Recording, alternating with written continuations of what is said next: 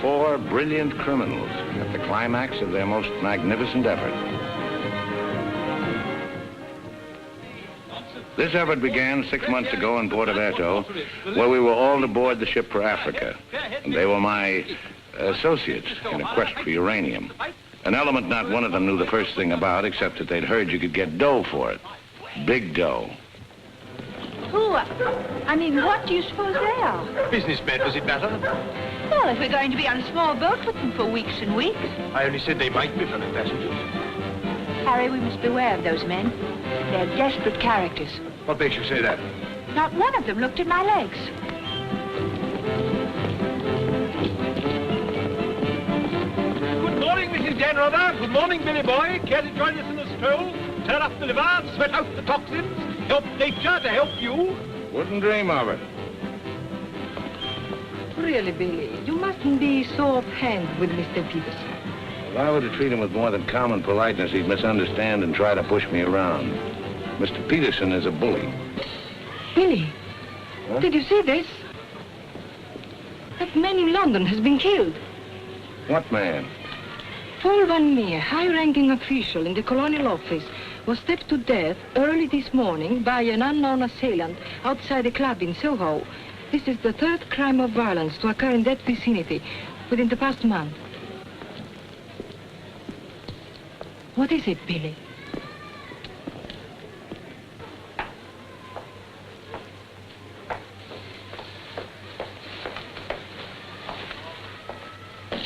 In heaven's name, Billy, say something.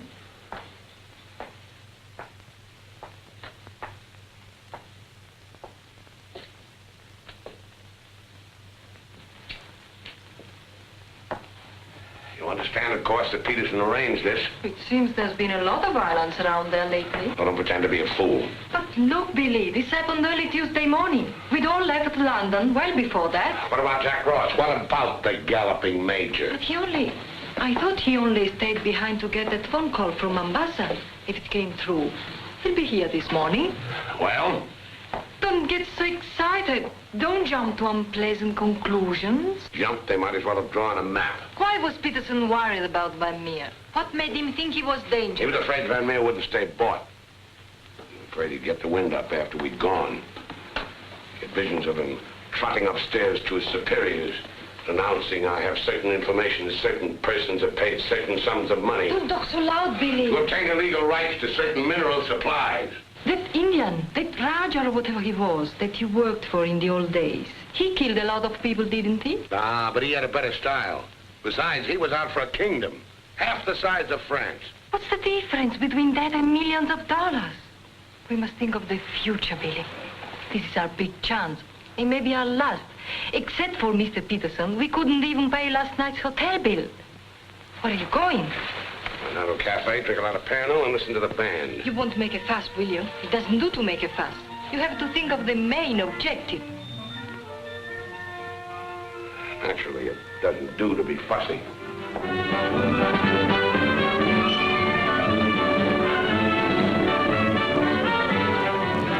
It's your move, Gwendolen. Gracias.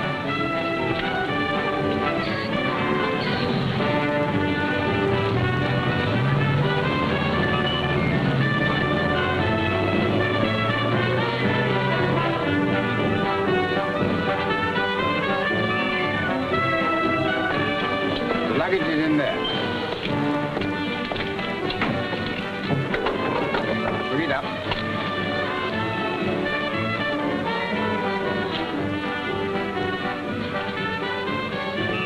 Harry, look, the desperados. Not quite in our contract, Billy. Hard liquor before noon. I'm celebrating. Celebrating what? The safe arrival of the major. He came galloping in a minute ago looking tired but satisfied. I take it his mission was accomplished? Yes, but it's getting on for lunchtime, gentlemen. I'll see you later, Billy. Your move, Gwendolen. Gwendolen, it's your move. Oh.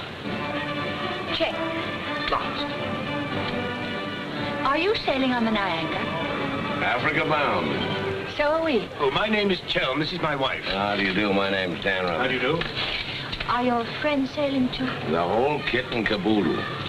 You're a very mysterious group, I must say. Really, Gwendolen? How so mysterious? Well, for one thing, you all appear to be of different nationalities. Your move, Gwendolen. Check. I have a theory about you and your friends. Correction. My associates. As a matter of fact, I think you're doctors. Evil ones, I mean. You're going to the heart of the jungle where human life is cheap to perform ghastly experiments which require the sacrifice of thousands on the altar of science. You must excuse my wife. She has a very lively imagination. Check me. I don't know how you expect me to play a decent game when you keep talking all the time. Harry's been all out of sorts today. Usually he's a wonderful loser. Good morning, Mr. Dannreuther. I bring you the captain's compliments, along with the sad news that the sailing of the SS Nyanga has been postponed. Now, look here. This boat is definitely, most definitely scheduled to sail at 2400 hours.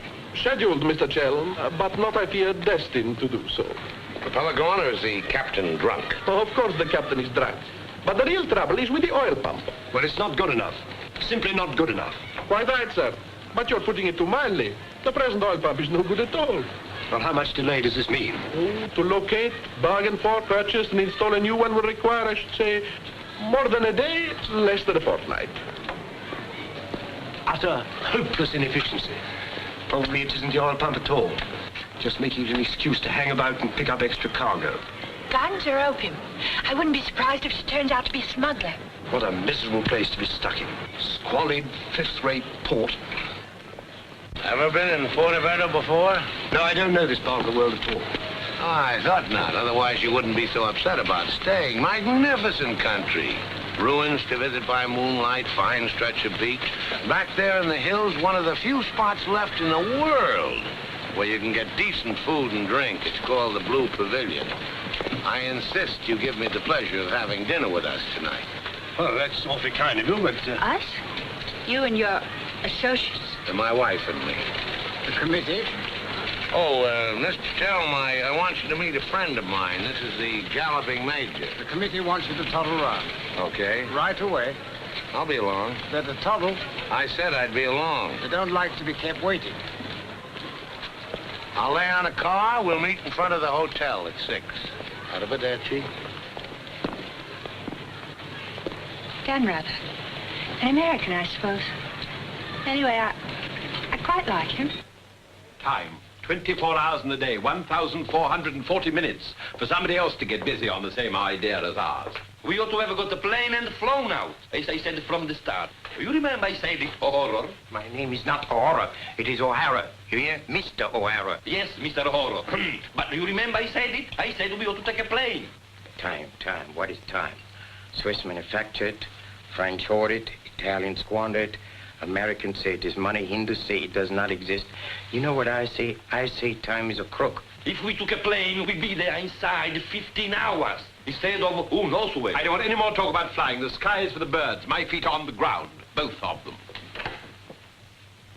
Come in, Billy boy. What's all the fuss about?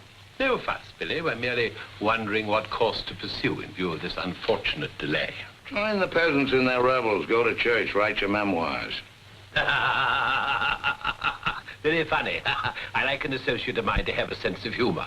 Good laugh does more for the stomach muscles than 5 minutes setting up exercises. And now that we've had our moment of fun, and all the better for it, let's get back to the question. Doesn't this delay call for a cable to your friend in British East? Mustn't send cables. Can't you get it through your heads that the population down there has trained noses? They can smell a uranium deal like a cat smells fish. But aren't you afraid, Billy, that when our little party doesn't show up on the date you said, aren't you a teeny bit afraid that your friend might use that as an excuse to begin negotiations elsewhere? If my friend were looking for an excuse, you'd find a better one in the morning papers. What do you mean? I'm talking about the untimely demise of Paul Van Meer. I'm appalled, Billy. What an unwholesome opinion you must have of your colleagues. To imagine that we... Look here, Peterson, you don't have to convince me of anything. You don't care what I think as long as I don't do anything about it. And I won't, unless you ever decide to sick that knife-happy little junkie on me. Watch yourself, laddie. Now, Jack, behave yourself. Sit down. For shame, Billy. I think you owe an apology to everybody in this room.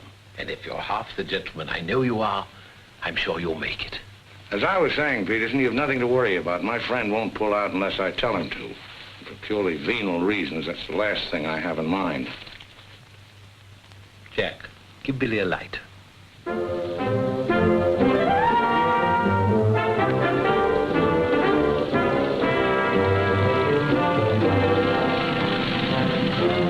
What a wonderful car.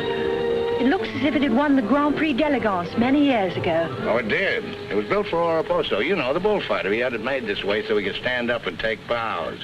He only got one ride in it, bequeathed it to me on his deathbed. Well, here's to Oraposo. I hope you like champagne. You mean it's yours? Well, I gave it to my former chauffeur, the fat bandit in the front seat. Harry, look at that wonderful villa. Well, that was Bertie Crampton's. Oh, you mean Lord Crampton, in Gloucestershire? His family acres marched hand in hand with ours. Gloucestershire, the cathedral towns, trout fishing, garden parties. What a beautiful life. You know England well? Emotionally, I am English. I serve tea every afternoon with crumpets, and I've always kept up my subscription to Country Life and to Tedler. Trouble with England, it's all pomp and no circumstance. You're very wise to get out of it. Escape while you can. Well, I'd hardly describe myself as escaping. Simply so happened that a relative of mine, first cousin actually, who died recently, happened to be the owner of a coffee plantation. Africa's the place now. You talk about the diamond boys, the gold boys. They just skimmed a little off the top. The potential mineral wealth of Africa's hardly been scratched. Now, there is a villa. Big. Well, that's the Villa Capriccio, famed in song and story, a 3-star attraction in Baedeker. Well, whose is it? Well, the bank's own it now. It used to be mine. Yours? Yes, I brought old Charles over from Fouquet's. You know, the old Fouquet's, to run it for me. Then when I decided to pull up stakes, I bought him this restaurant we're going to. Least I could do to show my appreciation. Well, here we are. Charles! Charles! Wait here a minute while I rout old Charles out. He doesn't even know we're in this neck of the woods. Charles! Charles! He must think we're extraordinarily naive. Knew all those people. Owned that vast villa. Bought this place because he liked the fellow's cooking. What utter balderdash. Oh, perhaps he did. I beg leave to doubt it. Did you notice his wife? She seemed to be rather a sensitive little woman. Really embarrassed by all that rot. I am sorry, signore. As you see, we are closed. We do not open for another 2 months. Charles, what the devil's going on here? This place is falling to rack and ruin. The place is closed. We shall have to dine in the hotel after all. Monsieur Dan. Monsieur Dan. Madame, why did you not let me know you were coming? You did not say you were with Monsieur Dan. Nothing is closed to Monsieur Dan. It's good to see you again, Charles. It's been too long, Monsieur Dan. Not since the night you left the villa. Remember your farewell party. I've tried ever since to forget it. Remember how in the morning we escorted you to the train with violins playing and everybody cried like when a king you love very much leaves this country. Aren't you dressed yet? Do I appear to be dressed? Do dress, do hurry. It's the most wonderful day. And Billy wants us to drive out and see his villa. His former villa. Obviously, I can't go. I've got a chill on my liver. What a miserable place to be ill. And you forgot to pack my hot water bottle. You packed it. Gwendolen, I distinctly remember. Hello. Oh, hello. No, I'm afraid we can't. Harry has this wretched chill. Give me the telephone. Chelm here. Yes. Quite. Absolutely. A hot water bottle. That's very, very good of you, old boy. Look here, Dannreuther, would you mind very much if my wife went alone? She enjoys this sightseeing sort of stuff, you know. Splendid. Splendid. I'll send her along. You know, Gwendolen, nowadays, One simply cannot afford to dismiss people just because they're not one's sort. One has to try and bridge the gulf. After all, it's a new world we're going into. One's got to take it as one finds it. Face it. Use it. Master it.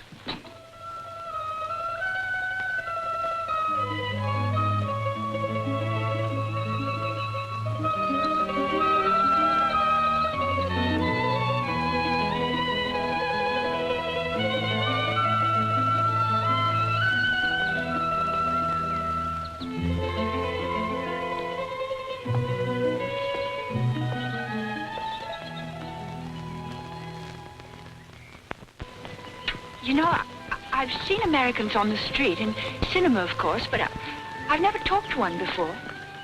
Are you a typical American? I think it's important that I should know. Why important? There are two good reasons for falling in love. One is that the object of your affections is unlike anyone else. A rare spirit, such as Lord Byron. The other is that he's like everybody else, only superior. Harry, for instance, is the very best of a type. Well, if you must know, I'm a typical rare spirit. How long did you live here? Oh, the longest I've ever lived anywhere is 2 years. Well, when you were a child. Didn't you ever have a mother and a father? And a house and a street and a town? No, I was an orphan until I was 20, and then a rich and beautiful lady adopted me. You know my mind about your being an evil doctor. You're off to keep a rendezvous someplace in Africa sacred to the tribesmen. You're going to found a new empire and make yourself master of the riches of the world. But you need a beautiful blonde queen to impress the natives as the incarnation of the Queen of Sheba. That's why you're making a pass at me. Am I? Of course. I don't generally go sightseeing with strange men. You don't believe that, do you? Well, I believe anything you say. Do you? Well, you shouldn't, you know. You really shouldn't. Mr. Chelms? Yes? It's I, Mrs. Dannreuther, Maria. Oh, come in. Tea for two and two for tea? Now, that's most awfully kind. No, you shouldn't have troubled, really.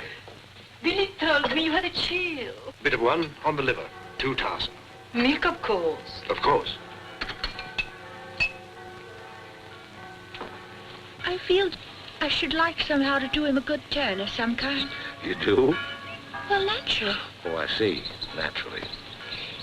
I think it would be nice if you were able to do something for him. Help him along. Give him the benefit of your advice. Delighted, of course. For instance.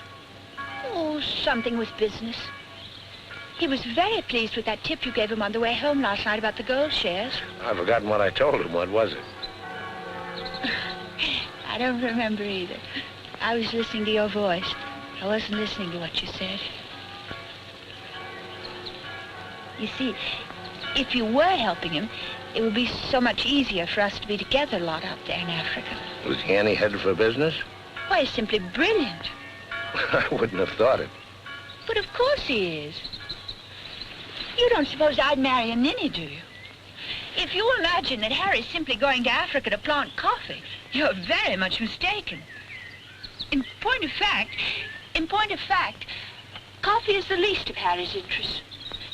In point of fact, the land he's acquiring is extremely rich in certain minerals.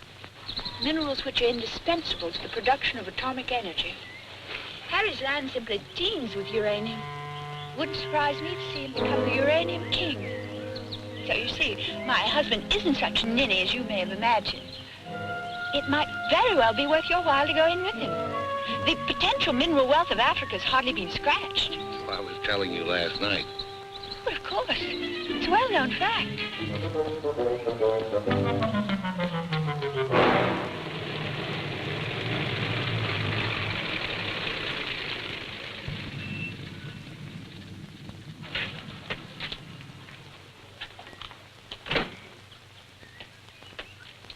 Billy boy. Very. I'm so glad. What an active woman Mrs. Chelm is. Is that what you called me over to tell me? Who are the Chelms? They're English going out to British East. They have a coffee plantation. Any money in coffee? No, but there's a type of Englishman goes off to coffee plantations without caring whether there's any money in it or not. Relatives leave them coffee plantations and they go out to them. But why this sudden interest in the Chelm? I'd just like to know who's making friends with my friends. Now you know.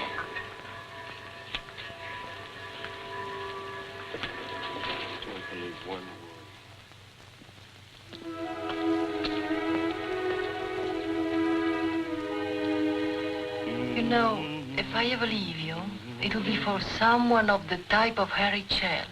Well, bully for you. I suppose that type of Englishman is like a story I once heard.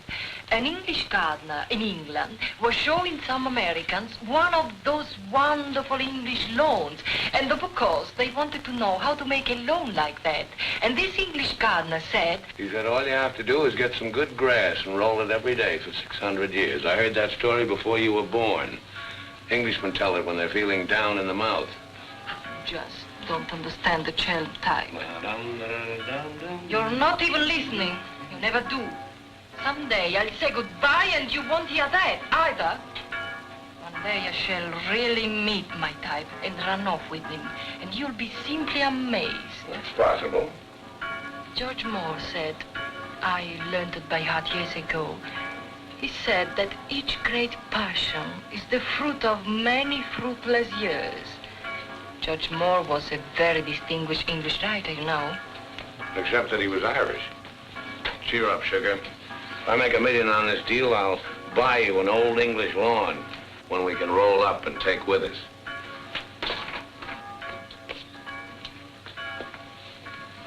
Billy, good morning. What's our wide-eyed Irish leprechaun doing outside my door? Why do you always make jokes about my name, huh? In Chile, the name of O'Hara is a tip-top name. Many Germans in Chile have become to be called O'Hara. Good morning, Mr. O'Hara. Madame, my respects. Perhaps Mr. O'Hara would like something to drink? Yes, maybe perhaps a little whiskey, huh? Very weak, please. What's this visit in honor of? Oh, just wanted to have a little talk with you. Okay, but make it fast. Fast? I give you my word, Billy. I give you my word. I feel to you like an older brother. Oh, it's not so much the difference of age. It's probably, yes, the reason is because I come from a culture which is so much older than yours in my country. A child 6 years old is older in his heart than you'll be at 60. It smokes, it drinks, it philosophizes. At this rate, I'll be 60 before you get to the point. The point is that Peterson, Ravello, myself, we are the principals in this case. We are in with the money. We cannot switch around and turn, but an agent, it's easy to imagine that he could conceivably doesn't feel himself quite as irrevocably committed as Peterson or We're fellow passengers, I believe. Not quite yet, would you say? Too sadly true. By any chance, you don't happen to have seen your Mr. Dannreuther about? I don't think Billy's up yet. Not 11. He's rather a late riser. But he said it. Well, anyway. I shouldn't put too much stock on what Billy says, particularly when he's had a few drinks. It's not that he means to break his word, he just forgets that he's given it. Charm and dependability so seldom go in one package. There are exceptions, of course. Your husband, I imagine, from his manner and behavior, is one. Oh, yes, very. Well, quite, Harry. I'm so looking forward to meeting your husband and having a chat about Africa. By all means. I understand he's in coffee? You make it sound like a total immersion.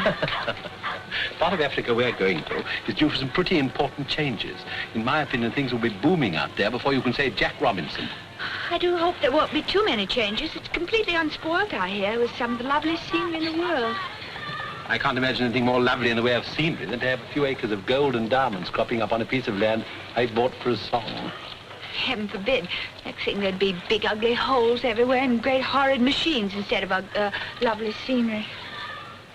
Anyway, I don't think my husband worries much about money and business, that sort of thing. Really? I mean, to appreciate my husband's point of view, one has to understand his background. Those lawns, hundreds of years in the making. Those immemorial elms, those walls hung with family portraits, generations of them, those great echoing galleries, where so much of English history is being made. Taxes must be terrific on a place like that. What would people like the Chelms care about taxes with their kind of money? I mean, when a family's been a power in the city of London for so long, one of the great financial families. Power in the city? You mean? Oh, yes, of course, one of those Chelms. I'm surprised you know about them at all. Very few people do. They prefer to work behind the scenes. I find it rather hard to believe that a man in your husband's position would go to Africa just for the coffee planting. You're very quick, aren't you? In point of fact, he isn't. In point of fact, he has a very special reason. So I suspected. It has to do with sin. Sin? Since the war, my husband has been almost exclusively concerned with spiritual values. He feels that if he can get away there, in the heart of Africa, he will come face to face with essentials. He wants to work out the problem of sin. Sin? Oh, yes, of course. Isn't that what we're all most concerned with? Sin? Gwendolen, what are you doing here? I thought we were supposed to meet on the beach. Harry, I want you to meet Mr... My name is Peterson. Been having the most delightful talk to your wife. She tells me you're interested in spiritual values. I myself am vastly Harry, concerned. we'd really better be going. You'll excuse us, Mr. Peterson? What have you been telling that man? Oh, nothing, Harry. He got onto the subject of religion, and I just happened to mention that we usually go to church on Sunday. Billy, I think it is high time you take stock of yourself. Can you truthfully say about yourself, I, Billy Dannreuther, have acted fairly and squarely to my associates, huh? But of course he can, Mr. O'Hara. Everybody knows Billy's the soul of honor. Shut up, sugar. Perhaps he's the soul of honor, and perhaps appearances are deceiving. You mind telling me what it is I'm supposed to have done? Nothing. It's your conduct. Your conduct doesn't... Your conduct does not inspire confidence, and confidence, Billy, is the most important necessity in an undertaking of our kind. One may be completely innocent, but if one's actions invite suspicion, one might as well be guilty. To be trustworthy is not more important than to seem to be trustworthy. Billy, have you done something you shouldn't have? Tell me, Billy. Tell me the truth. My conduct. Who do they think I am, their hired man? But you are, you know. You are the hired man. How good and kind of you to remind me. How good, how true, how kind.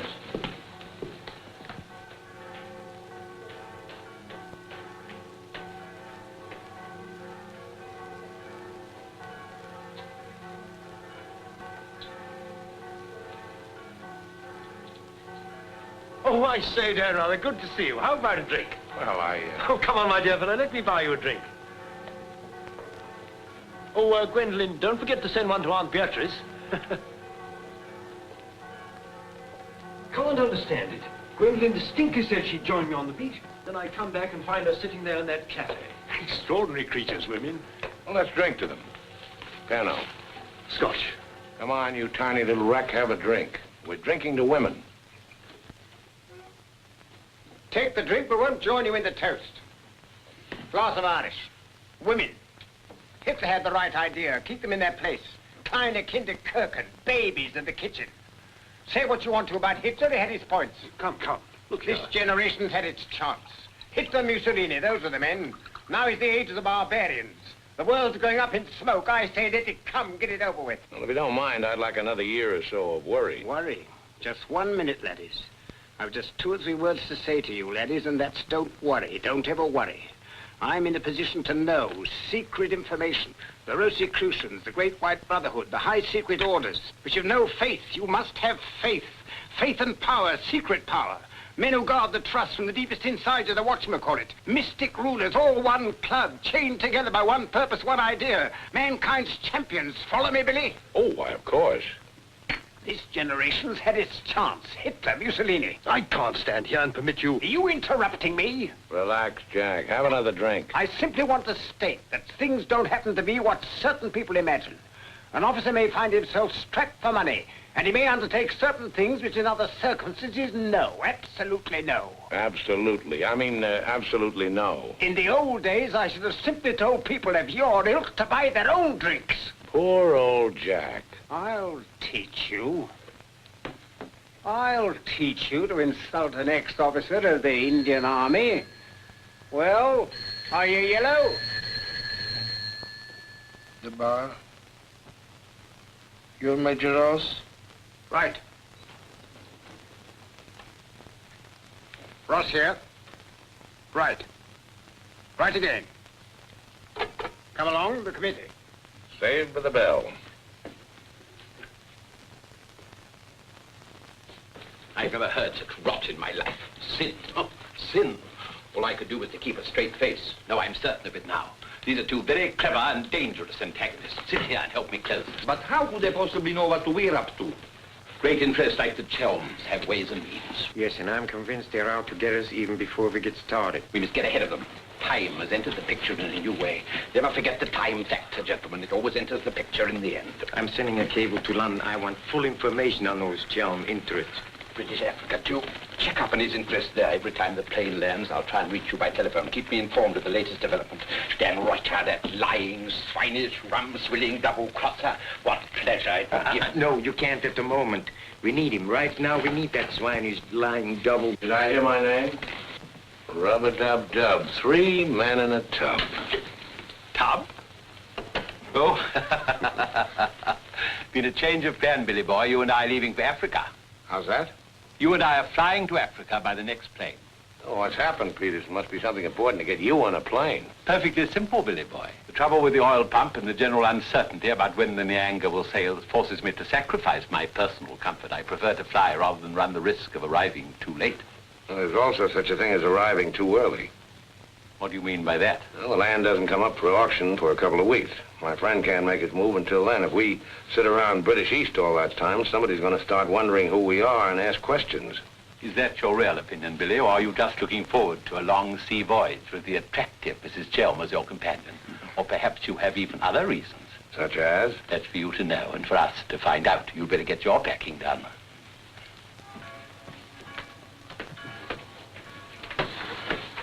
Billy? Where are you going? Off to Africa, flying. Just like that? Weren't you even going to kiss me goodbye?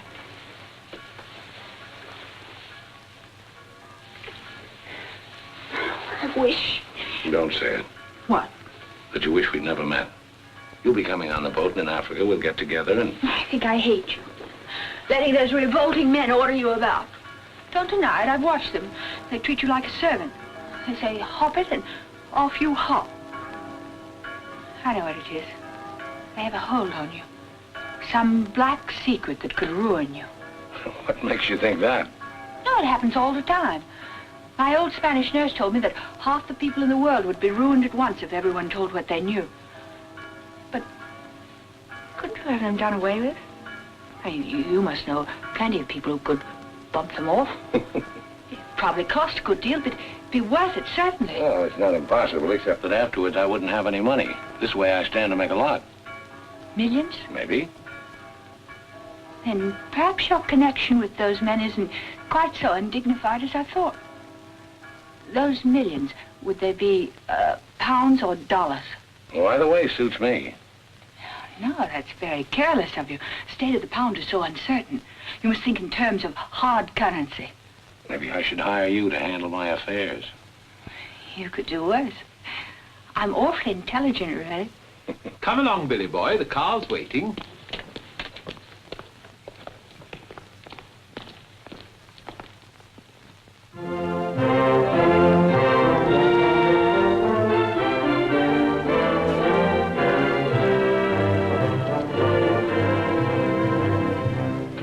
Get faster than this, we'll miss the plane. Press on! Press on!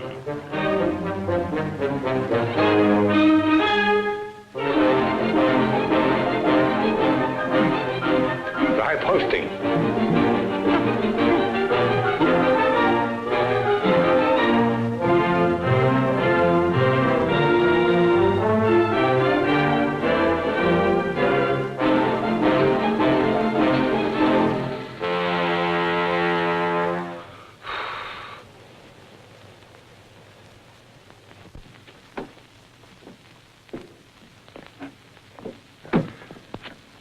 Bisogna spingere. Push, push.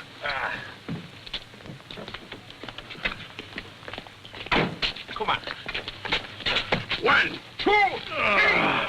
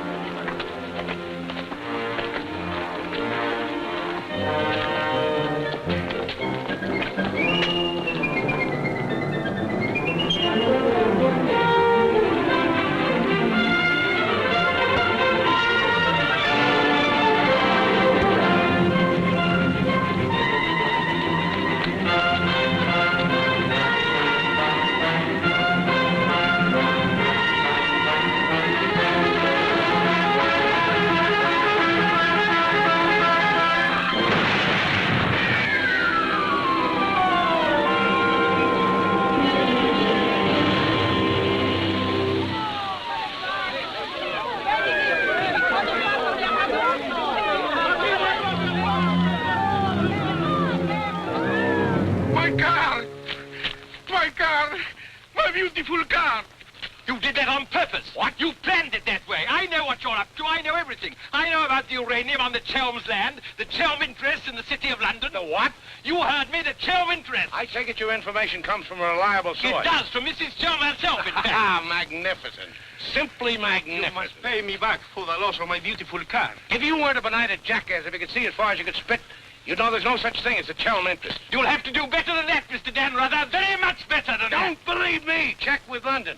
If you find out he's anything more than a down-at-heel Gloucestershire squire, you can have my services for nothing. You mean Mrs. Chelm is an unqualified liar? Well, let's say she uses her imagination rather than her memory. You will make restitution with no Mr. Dan, either the money or a new car. Why, you fat bandit, I gave you the car in the first place. How I came by it is beside the point. The fact you gave it to me doesn't make it any the less mine. Shut up. That's right. Threaten me. It is not enough that you destroy my beautiful car. Now you...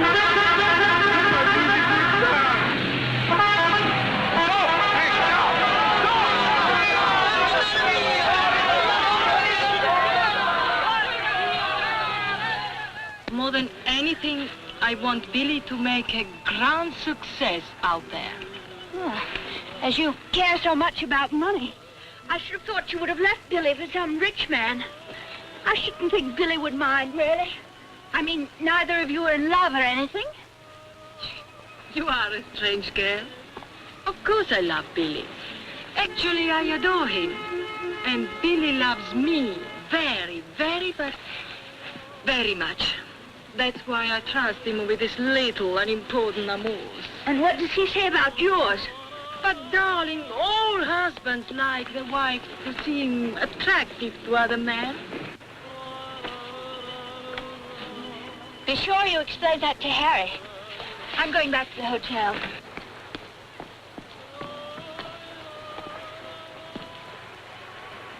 Mrs. Dannreuther, Maria, I'm afraid, I have some shocking news for you. The boat is not going at all? There's been a terrible accident. Your husband's car drove over a cliff. The people on the bus saw it fall into the sea. It seems almost certain that... What is it? What are you trying to say?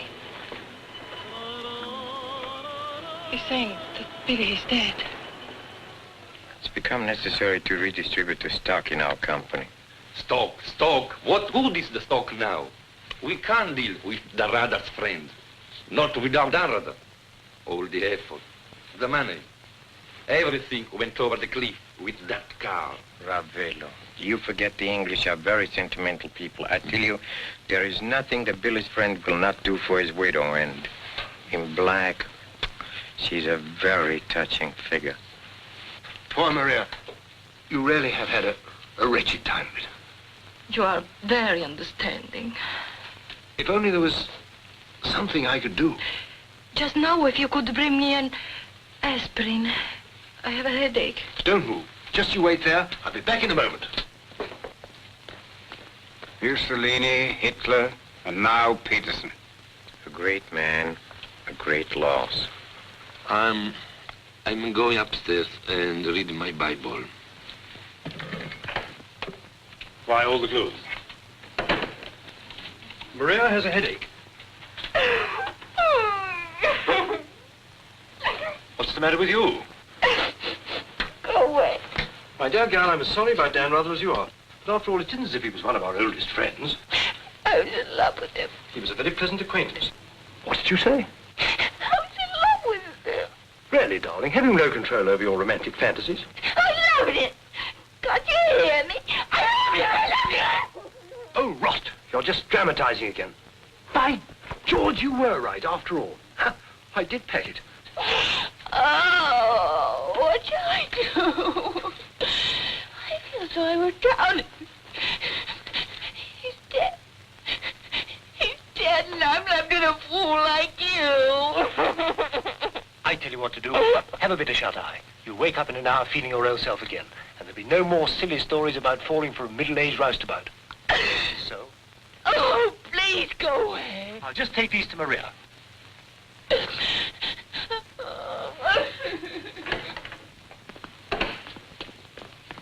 Mr. Chelm, this is very important, for you as well as for myself. Yes, well, get on with it. There is now an opportunity for you to secure enormous profits with virtually no risk. I want to beat about the bush. Our purpose in going to... For you as Billy's widow, it will be very easy to persuade his friend in British East, and for capital, we have Chelms. Quite evidently, you've been misinformed as to my interest.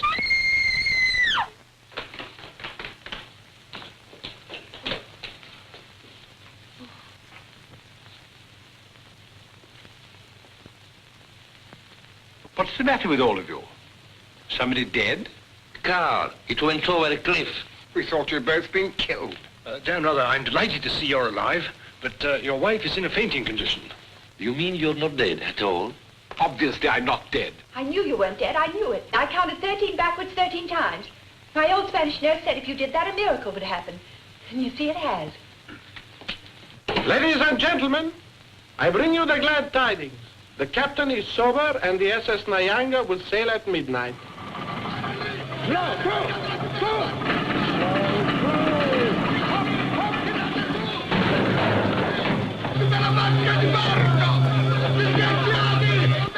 I can't see it anywhere. What can have happened to it? My dispatch box, where is it? A black tin box this size. What have you done with it? Guardi che la sua valigia gliel'ho messa in cabina. I told you to take the most particular care of it. I shall not go on board till my dispatch box has been found. Having trouble, Chelms? I think that I can't cope with myself, thank you. È la seconda volta che glielo dico. La valigia gliel'ho messa in cabina, è inutile che insiste con me. Says he put it in your cabin, whatever it is. Idiot! Why didn't he say so in the first place? See, look. What's happened to Harry? Been giving me the fisheye all evening. Oh? What is it? Perhaps it's because when I thought you were dead, I told him I was in love with you. You what? I couldn't help it. It made you seem less dead. And? Oh, he didn't believe me. He thought my nerves were upset. Sort of delirium. He thought it quite a joke. The idea of my inventing a love affair with a middle-aged roustabout like you.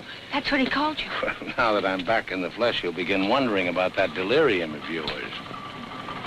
I suppose seeing you alive is different from thinking of you dead. You're just great cooped up on that tub with a suspicious husband. Billy.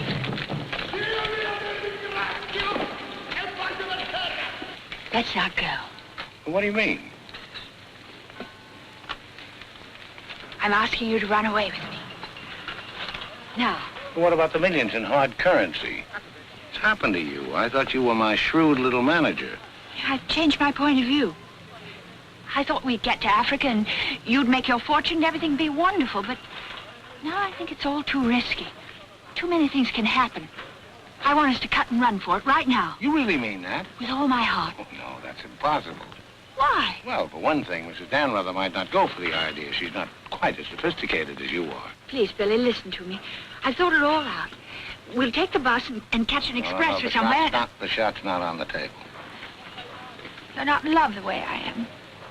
If I loved you 1,000 times more than you say you love me, it still wouldn't make any difference. I've got to have money. Doctor's orders are that I must have a lot of money. Otherwise, I become dull, listless, and have trouble with my complexion. But you're not like that now, and you haven't any money. It's my expectations that hold me together.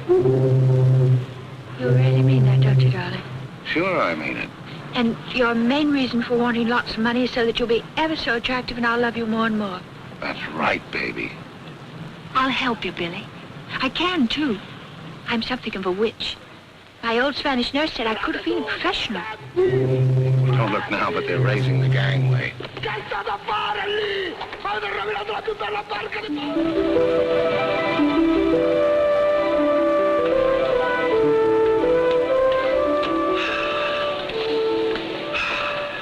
The air, ozone.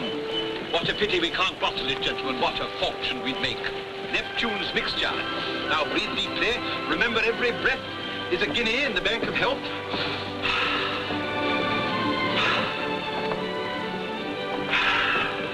Good morning, Chelm. Why, that's good. Very good indeed. I didn't know you were an artist, Mrs. Dannreuther. I'd hardly call myself that. I only dabble. The nose is not enough long. The ears are too small. Only has one eye. Now come along, gentlemen. We must not dawdle. Blow the man down, bully, blow the man down. Blow, blow, blow the man down. Blow the man down, baby, blow the man down. Good morning, Mrs. Chelm. Let's hope she breaks her neck. Blow the man down, bully, blow the man down. Blow the man down, bully, blow the man down. Blow, blow, blow the man down. Blow the man down, bully, blow the man down. Give me some time to blow the man down. Mr. Peterson? Mr. Peterson? Radiogram.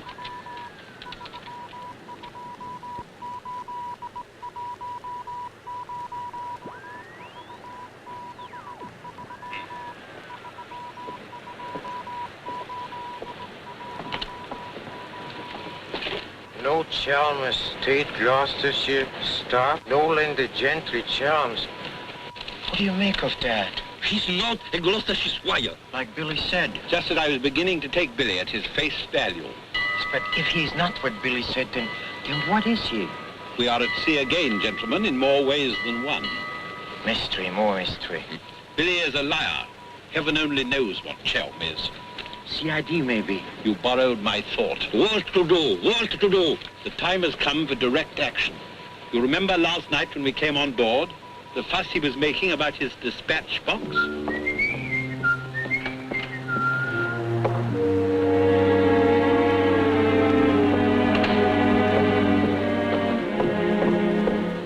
I love colors. Working with them is an endless puzzle. Your face, for instance.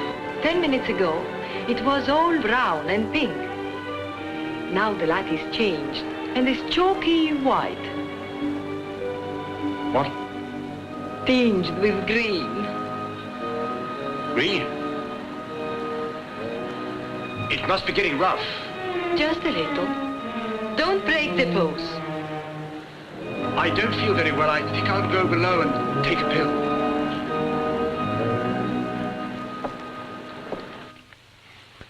It's incredible. Harry Chelm is just Harry Chelm. nothing, nobody, a ruddy refugee from Earl's Court. With a hot bottle. Look. And the letter of introduction to the secretary of the governor. The secretary, mind you. Disgusting. Closer! My box! It's up and down, isn't it, sir? It's gone! Oh, yes, indeed. Major Ross took it. I saw him sneak it out of your cabin. I like to keep my eye on what goes on aboard the ship. Where did he take it? I believe it's Peterson's cabin. In fact, I'm sure.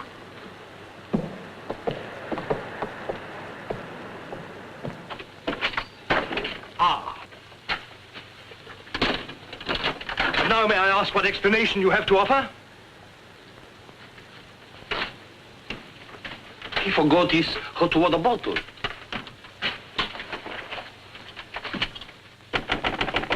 Billy? Come in. Billy, have you heard what's happened? I've seen the paper in days. It's not funny. They've stolen Harry's dispatch box. Who stole his dispatch box? That dreadful little major. He took it to Peterson. They went through it. And it's all your fault. I suppose you know that. My fault? Well, the poppycock you've been peddling, all that junk about the Chelm interest in London, uranium on your land. Well, in a way, you're the one to blame. I'm the... I mean, you acted so superior. I was falling in love with you, and I couldn't bear it for you to think I was just a nobody. Married to the son of a boarding house in Earl's Court. The son of a what? A boarding house. That's what Harry's parents do. They run a boarding house for decayed gentlefolk. But the way he talks, the way he acts, I thought that... It's just that he sees himself in a place in the West Country with trout streams and horses, leading the life of a country squire. It's not his fault if people take it for granted that he has a place like that. He's never once said that he had. Well, country gent, son of a boarding, whoever he is. I suppose I'd better get his box back. Oh, he got it back himself. But then there's no harm done. Except that Harry's gone to the captain. He's going to have them put in irons. He is what? He says that's what they did in the Royal Marines. Look here, Skipper, there's a perfectly simple explanation for all this. I happen to own a dispatch box which is very similar to Mr. Chelms. When I didn't find it in my cabin, I asked Major Ross to see if it had been stowed away somewhere else by mistake. The Major found what he thought was my box in the saloon with some other luggage. The box has been in my cabin ever since we sailed, under the berth. As soon as I saw the box, of course, I realized at once that it wasn't mine. I simply opened it to find out to whom it belonged so that I could return it to its rightful owner. I can't conceive why this gentleman should imagine I should be interested in a box containing patent medicines. I'm not a hypochondriac. Purser, tell the captain exactly what you told me about the box. Why, sir, you asked me whether I had seen it, and I said it might be the one I had seen being carried along the passage by Major Ross. You distinctly told me that you'd seen it being taken from my cabin. Oh, you must have misunderstood. You were rather ill at the time, if you remember, sir. That's all, Purser. He's been bribed. He's in league with these criminals. Just a case of a misunderstanding. That's how I look at it. Now, what about a little cognac? To wash away any ill feeling. I don't care for a drink. And let me assure you that this matter is far from settled. While rifling through my personal effects, I feel certain that you must have noticed I had a letter of introduction to the Secretary of the Governor. I suspect he'll be much more interested in what I have to say than this gin-soaked so-called ship's captain. You mind your tongue! Any more in Chelms? The other one put in irons. As far as I'm concerned, this is a close incident. You've got your box back. Why don't you forget the whole thing? What possible interest do you expect the Colonial Office to take it? On the contrary, I expect them to show considerable interest in a gang of crooks who are trying to swindle the country out of vast uranium deposits.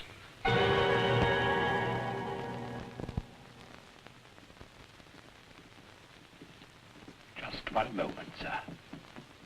What leads you to believe? This gentleman obviously hasn't seen fit to inform you that during your supposed demise, he attempted to lure me into your nefarious venture. Unfortunately for you, he acquainted me with all the pertinent facts. Facts which I intend to communicate to the proper authority at the very earliest opportunity. I thought you were dead. That's what they told me. Everyone told me you were dead. And if you were dead, we head to a fresh capital. Didn't we? You, Ravello, my own partner, sneak up behind my back and try to cheat me. The milk's spilt. It's no good crying over it. Get after him, Billy. Calm him down, talk to him, see if you can't get him to change his attitude. I'll try, but I don't think it'll do any good. I don't know why we have to worry about Chelm's attitude. Talk's no good. Conversation never convinced anybody. I say put an end to words. Shut up, Jack. Time factor has entered the picture again. This time, fortunately, it's working on our side. 2 weeks before we reach port. That should be plenty of time to convince our friend, Chelm.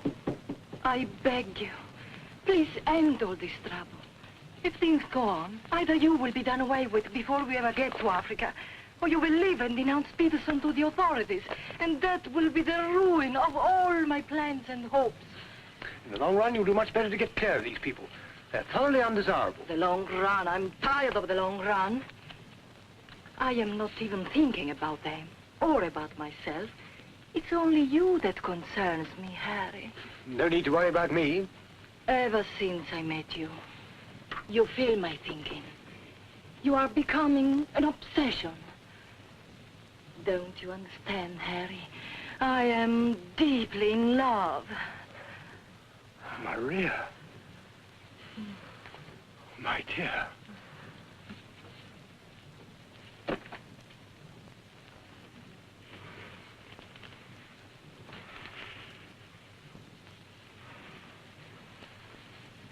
Only you could make a woman feel like this.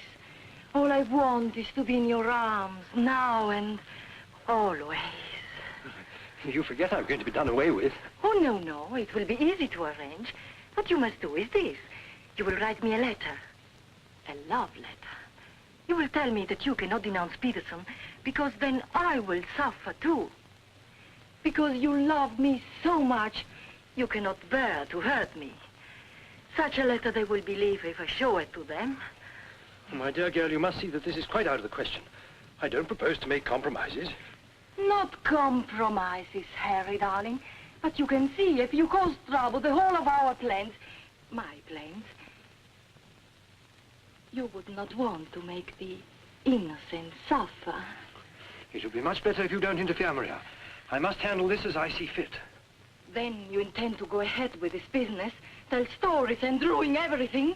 It will be much better if you cut loose from these people. No happiness can come from such an association. Harry, I'm asking you not to do this. Please, write a letter. Then there will be no trouble for you, no trouble for us, no risk when we get to Africa. I'm sorry, my dear. We English are a very pig-headed lot. You think you can get away with this? But Maria, my dear good Maria, listen. First you made love to me. Now you tell me you will ruin me. You'll forgive me, but it was you who made... Oh, shut your trap. Go on, do what you like. You think you're such a brave man. I'll tell you what you are. You are a heel. What the blazes now? What's happening? What's going on here? The oil pump's on the blink. The electricity's failed. Utter folly. A ship lying in darkness this way, we might well be rammed at any minute. I'll tend to this myself. Which way is the engine room? The passengers are not... I'm sure your chief engineer will welcome the advice of an ex-officer of the Royal Marines.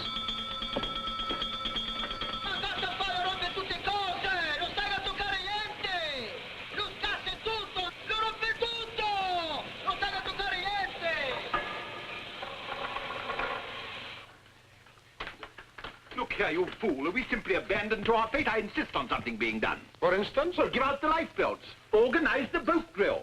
The clientele are requested to remain calm. To remain calm, does the captain feel no sense of responsibility for the lives of his passengers? It's my opinion that the captain doesn't feel much of anything at the moment. Do you mean to say he's drunk? The fellow ought to be made to walk the plank. I'm afraid just now he cannot walk at all. But this is outrageous. Oh, sit down, old man. What have you got to worry about? We're only adrift in an open sea with a drunken captain and engine that's liable to explode at any moment. Perfectly ordinary situation. Happens every day. But just in case any of you are still at all anxious, let it be known that Mr. Chelm has taken charge in the engine room. Who's taking charge? Harry, and he'll foozle it for sure. Shall I get out the hymn books? Your husband claims to have learned all about the engine and such things when he was an officer in the Royal Marines. If he ever was. In point of fact, not only was he an officer, but he once won a medal for jumping into a sea of fire to rescue someone. It's only a bit of wreckage and not a man, but that wasn't Harry's fault. Just a slight error in judgment. Oh, the lights, they come on. He must have fixed it. Impossible. The engines are turning. We are underway. I still say it's impossible. Ladies and gentlemen, may I have your attention for a moment? I'm happy to inform you that the oil pump is now in perfect working condition. Putting it right was no great accomplishment for anyone with the slightest mechanical bent. Anyhow, we may now proceed without further delay and in absolute safety. Oh, Harry, you foozled it. But when you wrecked the ship, where is your terror? Forward, please. Captain wants to see you. There you are. You devil! You wrecked me on your ship! Nothing of the sort. Some scallywag down there sabotaged my work out of pure malice. You exploded my engine! Keep your hands behind. Let's all behave like little gentlemen. Say I understand, Mother. I can handle the brute. What's happened now? Do we get the lifebelts? Do we abandon the ship? There's no immediate danger. The passengers were pleased to return to the saloon. We're heading for the nearest port, and there seems to be some chance of our making it. Let's go. Come along. Now, who was last down? Last. Billy boy, be a good fellow and make a fourth at bridge. The Major has no head for cards. A few rubbers will soothe all our nerves. Oh, thank you. I'll soothe mine with a double scotch. In fact, I think I'll make it a triple. No ice, no water. Right, sir? How about you, dear Mrs. Dannreuther? Little bridge? Oh, so sorry. I have the most fearful headache. I think I'll go to my cabin. Oh, what a shame. Well, boys, we'll have to make it cutthroat. What about Harry here? Maybe he'll take a hand. That, under the circumstances, is a most unsuitable suggestion. Gwendolen, I must ask you to either move to another table or else leave the saloon. Harry, for heaven's sake. I don't care for my wife to associate with an associate of criminals. Don't be absurd. Billy's not a criminal. He's the best friend we have on this boat. We're not in need of such friends. You need any friends you can get. The only thing standing between you and a watery grave is your wits. That's not my idea of adequate protection. Purser, how much longer before this ship reaches port? If we ever do get to port, it should be within 14 or 15 hours. That's a long time. Sit down, make yourself comfortable, have a drink. Enjoy the Major's piano recital. Come on, Peterson, buy us a drink. I'm afraid I can't accept hospitality from persons who I intend in a few hours' time to denounce in a place of justice. 2 spades? I admire your sang-froid, Mr. Peterson. Or perhaps you don't think I'm serious. We shall see. 3 clubs. Gwendolen, are you going to do as I say? Not when you speak to me in that tone. Not when you try to order me about. In that case? Where are you going? On deck, where the air is less polluted.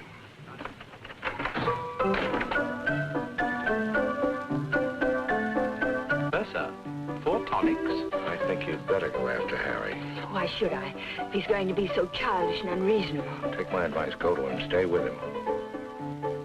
I suppose you think we should keep up appearances. The loyal wife at her husband's side. No, Billy. I'm experiencing something that is rare and beautiful. And I shall not deny it, either by word or by deed. I love you. Let the whole world know it. I love you, I love you. Yeah, well, keeping up appearances isn't exactly what I meant. Then why do you want to send me tagging after Harry? He's being such a deadly bore tonight. Deadly, but not dead, not yet. What do you mean? They killed one man just because they thought he might try to get in their way. Now, handsome Harry here is certain to blow the whole thing wide open. They killed a man? Really? Who? Just a man. Well, for all Harry's being too tiresome and my loving you to distraction, I still wouldn't want to see him done in. He has some perfectly darling traits, really. I mean, like always remembering one's birthdays. No, we simply mustn't let anybody murder Harry. Now, keep him in your cabin. Never let him out of your sight. Keep him under lock and key. Oh, Billy, that awful music. It's so loud, it comes right into our cabin. Peterson, tell the Major to soft pedal it. And while he's about it, he might change the tune. Oh, don't you like it? It's one of my favorites. I'm afraid he doesn't know any others. Do you, Jack? Oh.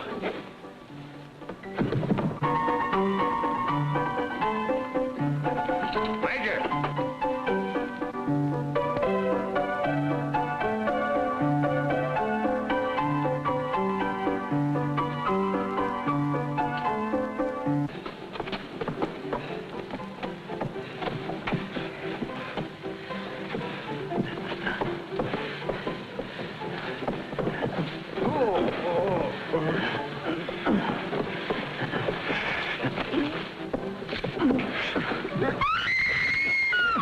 Do I hear a lady screaming? One down. Captain! Captain!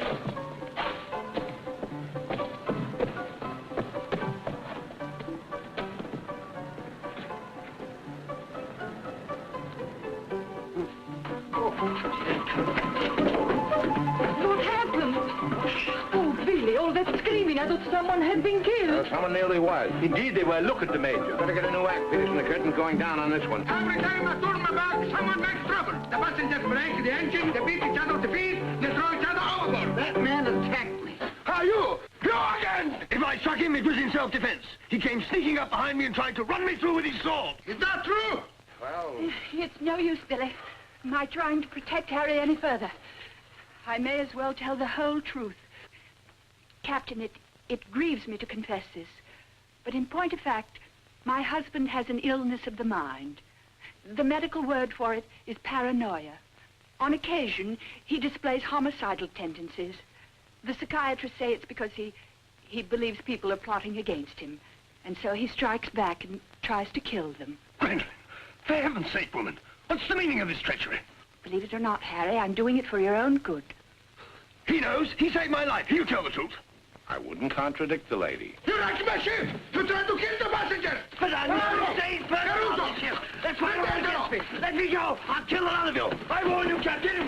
When I kill you... Oh, Harry, it's awfully sad. We've tried everything to cure him. Take your hooligans off. How dare you lay hands on me? You hooligans! I'll have you put in irons. You'll be the ones in irons. Good, good. We'll have no trouble from you. Scum! Mongrels! I'll bring you to book! Every one of you! Every man jack of you! After all, it was the only solution. Harry's safely locked in his cabin, where those beastly men can't do him any harm. On the other hand, he can't say or do anything now to interfere with your making that fortune in Africa. I mean, the authorities would hardly listen to the ravings of a lunatic, would they? Well, they won't even let him off the boat. Well, in that case, he'll just have to stay shut up for a few weeks. It's a good heart on the old boy, don't you think? Yes, but after you've amassed all those African millions, we'll make it up to him. We'll buy him a country place in Gloucestershire with some rough shooting and a trout stream like he's always wanted. Maria will marry him, perhaps. She seems to have a very real feeling for English country life. And everybody lives happily ever after. Especially us, Billy. What's going on? I believe, sir, that we're sinking. Broad station, everybody. Close your lights. We're sinking. Harry, open the door. You must, the ship's sinking.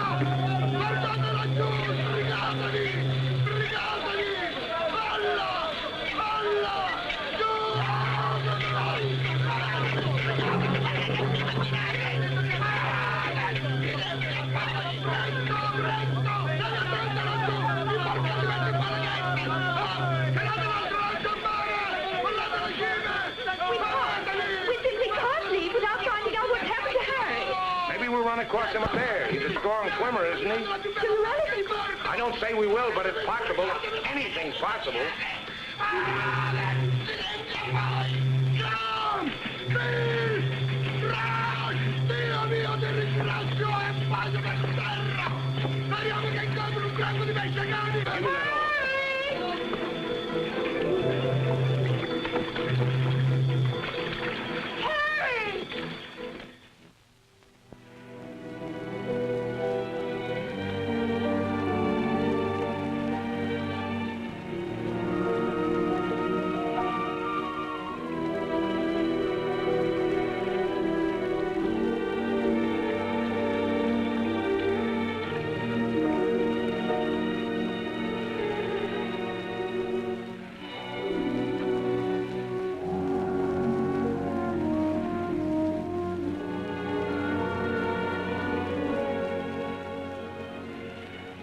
Where do you suppose we are?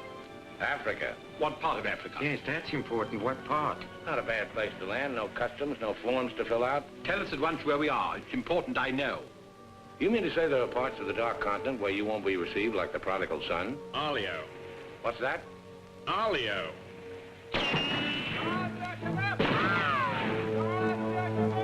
Better get down, everybody. Oddio, mamma mia! Adams! Oddio, mamma mia! Get rid of your passports, boys. Mrs. Chelm, Billy Boy, my identity must remain a secret.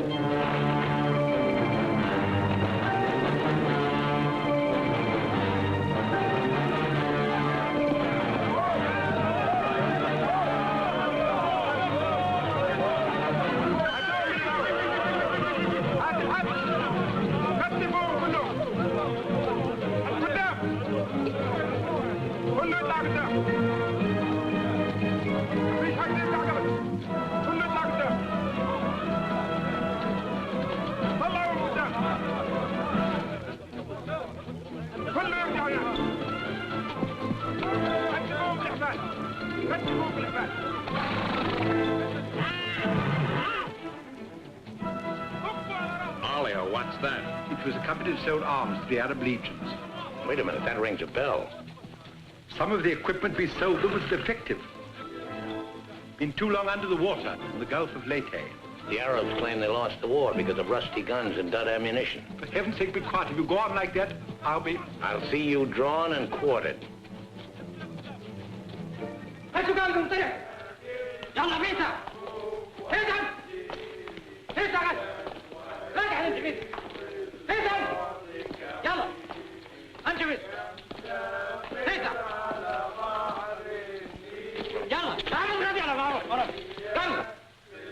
Are you going to allow them to bully you in this way? Why, it's simply... Shocking. Harry wouldn't have let them do it. He had a sense of dignity. I have a sense of survival. Billy, what is going to happen? Do you think they will torture us? Just let them try it. I'm a British subject. I wouldn't say it too loud.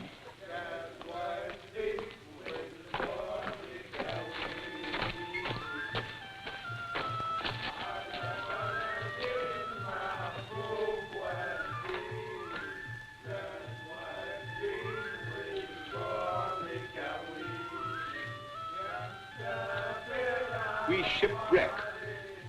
Big boat, go down. Bottom ocean. We take little boat. Row all day, row all night. Savvy? There's only one way to deal with these swine. Walk up to them and kick them in the belly. Show them who's boss right away. We sight land. Your land. Praise Allah. Come ashore. Suddenly, boom, boom, boom. No good way to treat shipwrecked people. You will please to hand over your passports.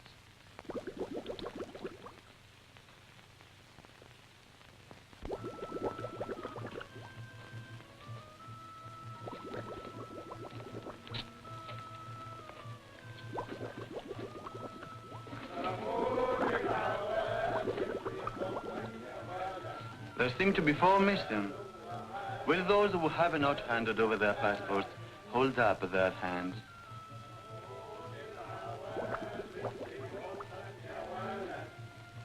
All left on board ship, Your Excellency.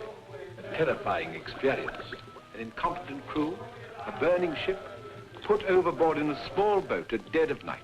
What was the name of the vessel? The SS Nyanga. She's a Portuguese ship. I will investigate whether such a ship has been reported lost at sea. Well, does it stand to reason, Your Excellency, we should come to this shore in a small boat if we'd not been shipwrecked? Our country is in a state of unrest. Oh, I am sorry. Agents of certain foreign governments sometimes try to enter it by stealth, hoping to fan the flames of revolution. Therefore, we check carefully on the activities of strangers. But surely, Your Excellency, in our case, one look is sufficient to convince you of our innocence.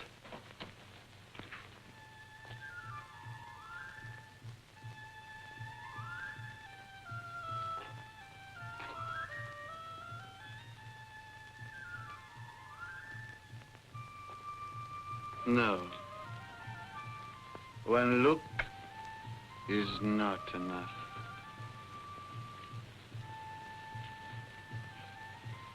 If you think we're the enemies of your country, the logical thing is to boot us out. Send us packing by the first available boat or train.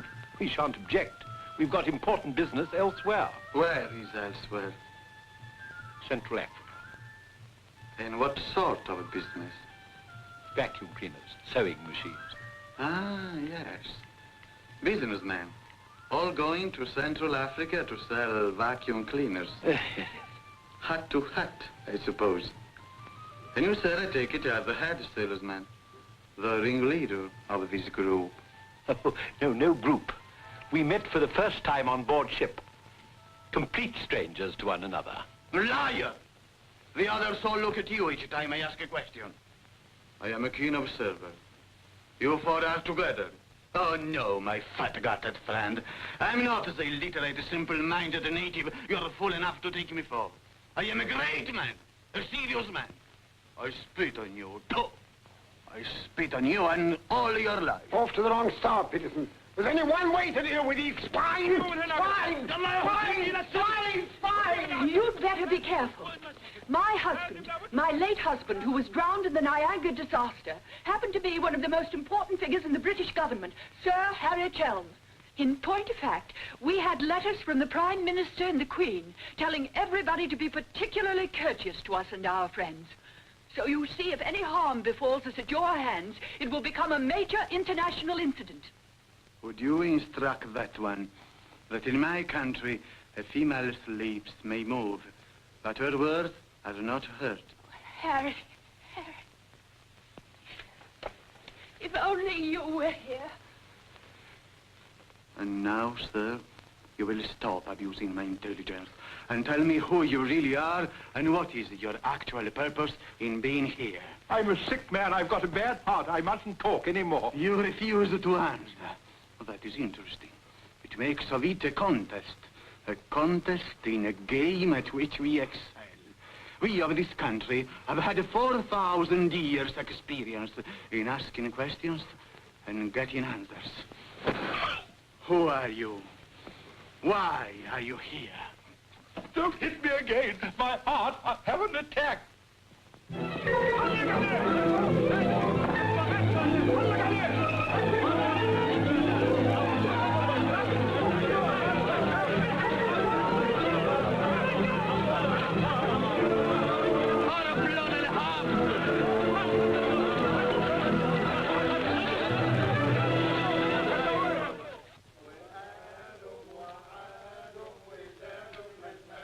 Billy's led a thoroughly decadent life. Honestly, I thought he had more backbone than that. Backbone. Either you have it or you haven't. You see the beating I took at the hands of that great ugly brute without even flinching. Billy was crazed with fear before they even laid a finger on him. Tell me more about Rita Hayworth. You really know her very well? Do I know Rita? Do I know her? I'll give you a letter of introduction. She'll fall an immediate victim to your charms. You really think so? Oh, but certainly a man like you, suave, intelligent, darkly handsome. You have everything, Ahmed, except money. And if you'll listen to me, a boat will be placed at our disposal, a very slow boat, so that Fat Gut's check will have plenty of time to clear. And you will trust me for your share? Does one man of the world ask another to trust his own brother? Oh, no, Ahmed. You'll give me a check for half. Your demands are very great under the circumstances. Well, why shouldn't they be? Fat Gut's my best friend.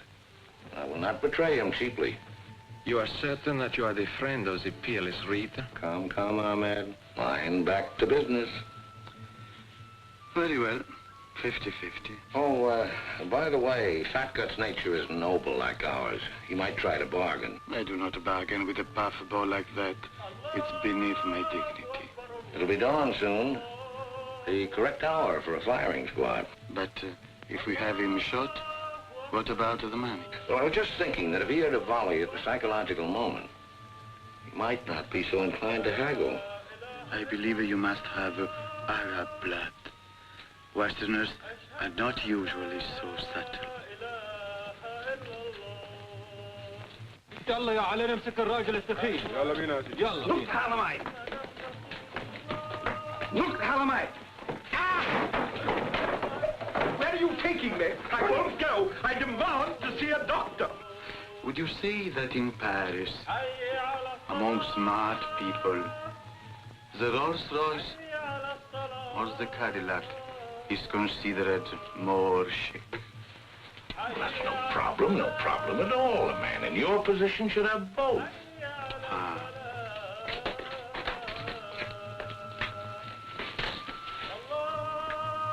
Dr. Dannreuther, I believe, would like a word with you.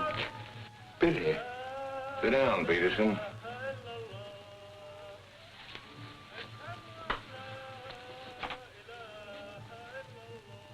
I've been talking to Ahmed here, and he's made the phone.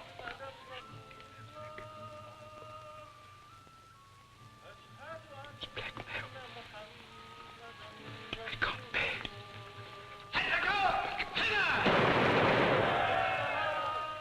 What was that? That is what. It's execution day. Will he take a check?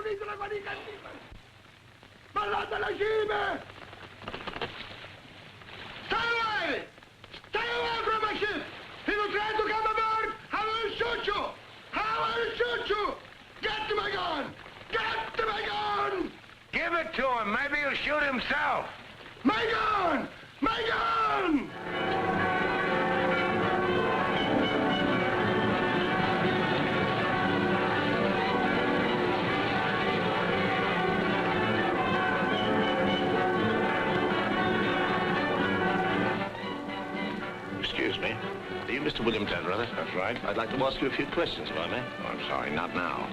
Forgive me, but it's rather important. Yes, it always is. I was a newspaper man myself once. Well, you might quote me as saying that everybody was heroic except Mrs. Dannreuther, who ate all our boots. Very amusing, but I'm not a reporter. Oh? Jack, go to the phone, make reservations. The first plane to Nairobi, 6 seats. Yes, and if they don't have any, talk to the right man and tell him if he kicks other people off the plane, we'll make it worth his while. I always said we ought to take a plane. You remember I said that, Mr. O'Hara? I said we ought to take a plane. Mustn't dawdle, Billy boy. Great deal to do and not much time. Those are the other members of your party? Yes. I'd like to talk to them, too. Oh, what's it all about? I believe you were acquainted with a Mr. Van Meer, now deceased. Peterson, you and the boys better come back down. The gentleman here wants to speak to you, Mr. Jack Clayton of Scotland Yard.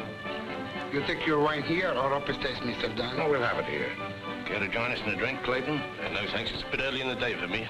I read somewhere that a Scotland Yard man never accepts a drink from anyone he intends to arrest. Is that true, Mr. Clayton? Quite so. Mrs. Dannreuther? No, I'm Mrs. Chelm. This is Mrs. Dannreuther. No, how do you do? Well, I wouldn't dream of alarming you lovely ladies, so perhaps I'll have a glass of bubbly after all. Peterson, how do you do, sir? How do you do? Ravello. And, Mr. O'Hara. O'Hara, Julius O'Hara, delighted. No, I'm the one to be delighted. It had begun to look as though I'd never catch up with you people. That would have been a bit embarrassing. You see, this is the first time I've ever been abroad on an investigation. I've spent quite a lot of money. And my chief can be very sarcastic about the money one spends, particularly if you fail to deliver the goods. Mr. Clayton is presently interested in the Van Meer murder case. The Van Meer murder case? Oh, yes, yes. That fellow in the Colonial office. Yes, I read about that in the paper. It was a shocking affair. According to Mr. Van Meer's appointment book, Mr. Peterson, you had lunch with him at the Savoy a few days before his death. That's quite correct. Mr. Van Meer was an expert on African matters. We wanted his advice about affairs in British East. Do you recall the subject under discussion? Vaguely. Crop yield, the native labor situation. Inches of rain. Vaccination, shorts. How long do you know Mr. Van Meer? Oh, a couple of months. We met half a dozen times. Did he ever make mention of any enemies, business or otherwise? Did he say anything about romantic attachments? I mean, did he name any women? No. I should have been very surprised if he had done. Mr. Van Meer struck me as being every inch a gentleman. Oh, of course, of course. Well, that's all. Unless somebody has anything further to add. I have. I think you ought to know that the business of one of these businessmen is murder. I beg your pardon. Major Ross, I mean. I can't guarantee Major Ross murdered this Van Meer person. I assure you, however, he attempted to murder my husband with a long, thin dagger, which he always carried about in what looked like an innocent swagger stick. Go on, Mrs. Chelm. You see, Major Ross is employed by Mr. Peterson there to do his dirty work. One might say he's a professional killer. My husband found out certain things about Mr. Peterson. Things in point of fact that are a matter of empire, involving, as they do, a plot to exploit our kingdom's uranium resources. And that's why Mr. Peterson decided to have him done away with. Don't run away, Mr. Peterson. That's always tantamount to a confession of guilt. Tantamount is what I call it. More champagne, Clayton? No, thank you.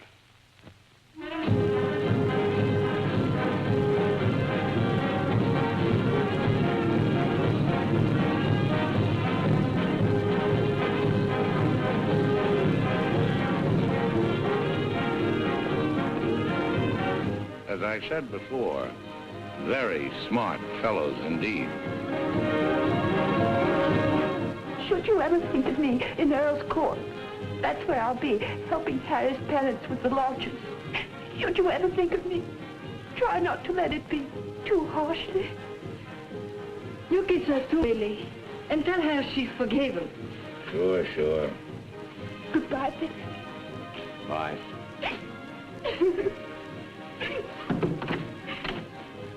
For Mrs. Chelm, just came on the ship's wireless.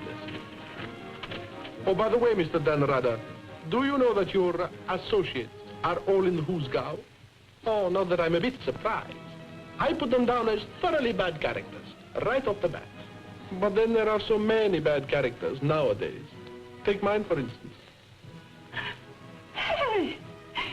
He's alive!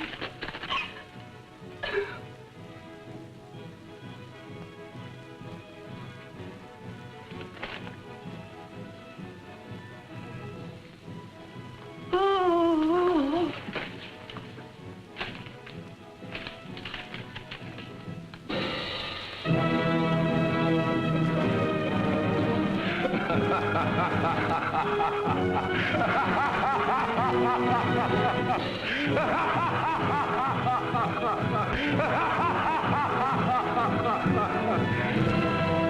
Oh, this is the end.